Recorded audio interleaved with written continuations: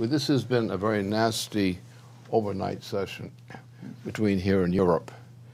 The crisis was engineered the worst possible, not quite the worst possible, in Germany.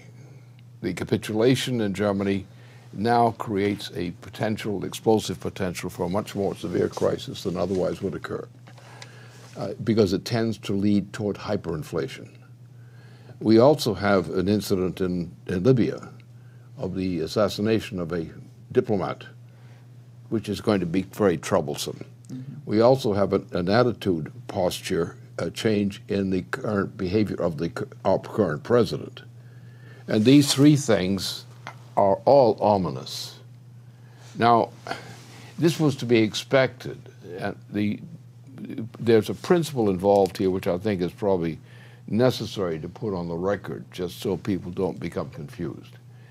The problem has been, in my experience as a forecaster, and I've been unusually successful compared to others over many years, every decades.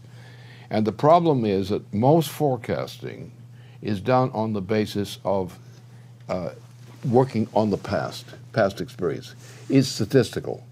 And statistical forecasting is inherently incompetent, except on very, very short term periods of things.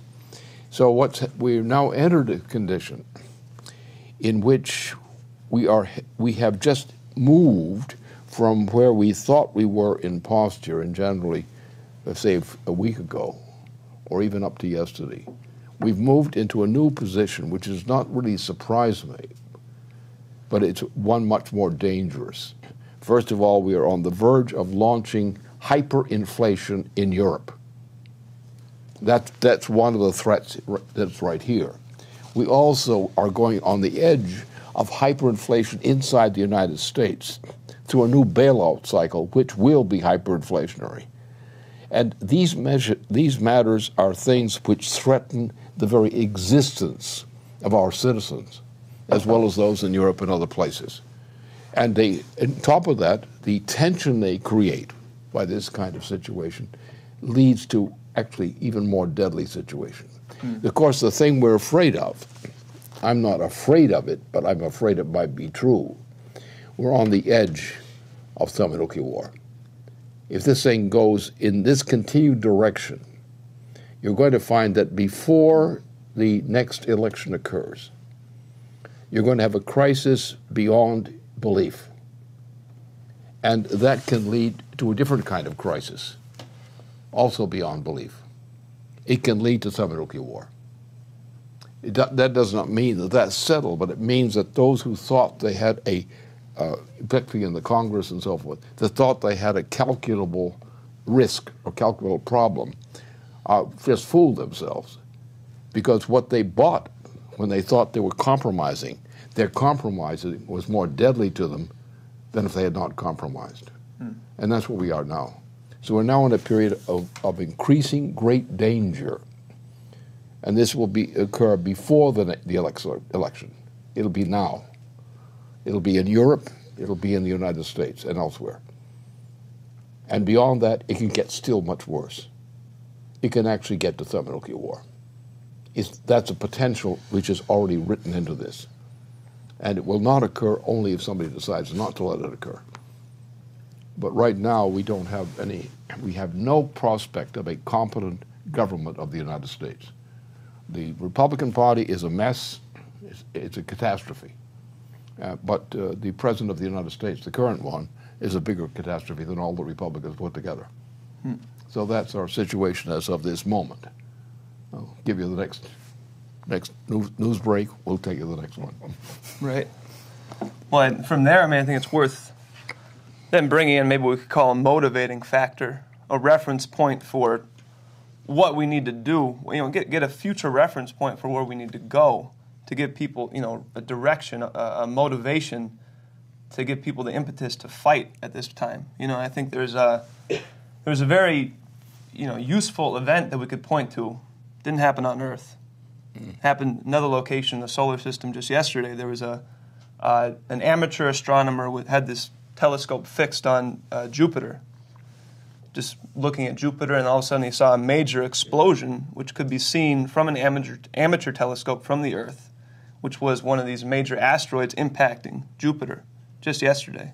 So, I mean, this should, could be used as a useful reference point for people to, take their heads out of wherever they've placed their heads. The American people seem to have clearly been suffering from mass insanity over this period, and this should be an impetus to look up physically and look up psychologically for where the human species needs to go to really solve the crises we're talking about. And so, this is not an irregular event, these impacts, these collisions. This is maybe just a useful time to see another one occurring to kind of give people a stimulus of what crises should we really be addressing. We got to get beyond these political crises where we're functionally destroying ourselves right now with this economic policy, with this military policy. And what these events, like what just hit Jupiter, shows is that we will ensure that we'll destroy ourselves as a species if we continue this mode, because there are much larger problems that we need to be dealing with if we're actually going to progress. And maybe to highlight another one of these, just to, again, illustrate the point, I mean, even on Earth, 3 years ago now, just 3 years ago, 2009 in October, there was an explosion up in the atmosphere over Indonesia. And what they found was that it was a relatively small asteroid came in. It was about 10 meters across, so not a huge one, a relatively small one, about a third or a fifth the size of the one that created the Tunguska event, which we've discussed in previous episodes. So this one was small enough that it just exploded just in the atmosphere. But it was coming in, the speeds, again, are incredible. It was coming in at 45,000 miles per hour. So it caused this thing to explode and release enough energy to about 3 times the amount of energy that the bomb dropped on Hiroshima released. So this is an explosion from a small 10-meter asteroid releasing about 3 times the energy that was released in the nuclear bomb dropped over Hiroshima. And this was just 9 years ago. Now it's 3 years ago. Now it's interesting because this occurred right over a region that has a population of 9 million people. So if this was just a little bit bigger, you could have seen millions of people just wiped out like that 3 years ago. This was just on low enough that it exploded high enough in the atmosphere that the effects didn't propagate down. If it was 3 times larger, 5 times larger, just not that much larger, still relatively small, still a relatively small object, this could have wiped out millions of people like that. So this is, again, use this as a reference point, give people a direction of where we need to look. What is the direction that nations need to be moving in to actually ensure that mankind can address these crises? And if we don't recognize this now, if we don't respond to this now, I can say the extinction of the human species is very likely, because the British monarchy, which is not, don't think of it as British, it's actually a legacy of the oligarchical system. Mm-hmm. But the oligarchical system said, we are going to either destroy humanity or we're going to crush this thing out of existence forever. And that's their attitude. That's what we're up against.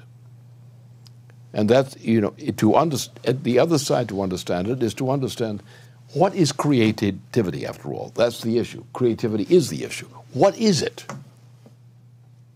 And we say, well, you go into a university department, you say, what is creativity? Another university department, what is creativity? Another one, what is creativity? And you get either foolish nonsense or no answer at all. But that is not, there are people who believe in creativity. Sometimes they don't even know that it is creativity. It's just something they think they have a right to do or should do. And therefore that it takes on a form. And they go out and they find people who sympathize with their idea, and it becomes a group of people who are now committed to creative impulses. They didn't start that way. They just liked each other, like what the other one and the other were doing. And they find themselves being accused of being creative, which is considered a great crime against the oligarchy. Mm-hmm. And so that's the problem here, as I see it, is essentially that the threat which we now face should provoke, and does tend to provoke, some people to realize that they have to take the responsibility of relaunching creativity.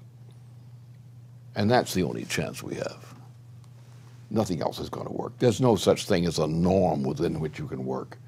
You're going to destroy their system or they're going to destroy you.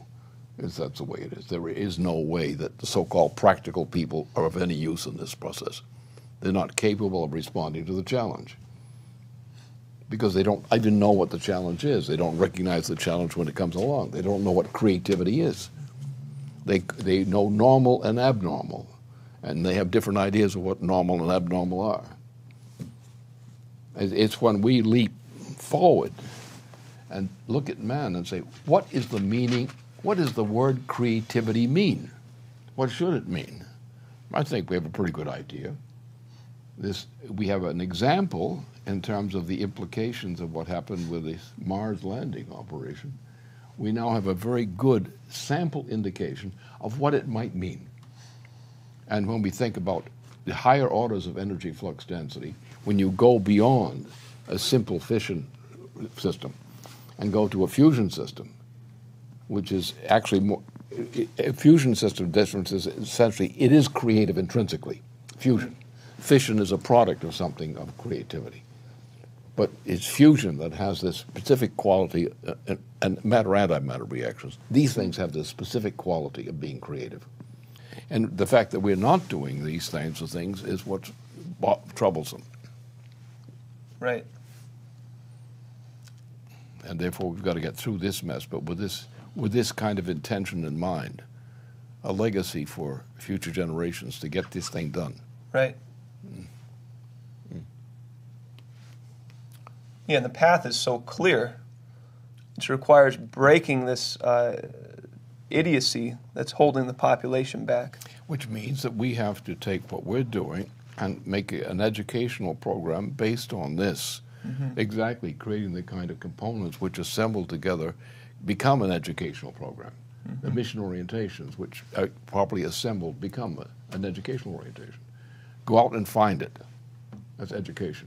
We'll call it education for Solarians.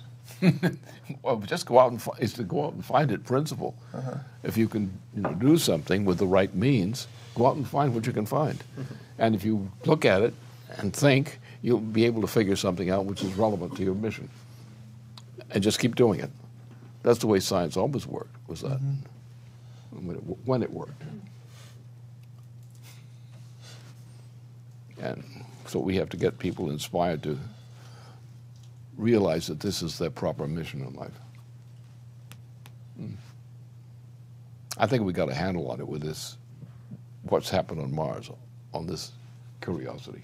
Mm-hmm. I think that put in our lap, enough people will now realize what the potential is, even ineffectively, in a sense. But when they recognize this is possible, and recognize that you've got to free yourself from the idiocy of depending entirely on sense perception. It's the reliance on sense perception which blocks us from failing to see exactly what the significance of the speed of light means. Why go with the old slow oxen cart when you've got a high-speed train to use? You don't like the high-speed train. You want the oxen cart. And that's what's killing us. And now we've got the high-speed vehicle, and what has happened with this last achievement, with curiosity, we now have broken the edge, broken open a significant aperture, because you have enough variety in the sense perceptual similarities of this job to indicate that we're moving in a direction where mankind can have the equivalent of sense perception on a larger scale, in which we can really begin to think in those terms, rather than what we're doing now. And that becomes people's identity. Yep. They identify themselves with what their mind can do, not what their body can do. Exactly. Precisely that. That's the thing. I think that's our mission, really. But in the meantime, we ought to fight off these idiots.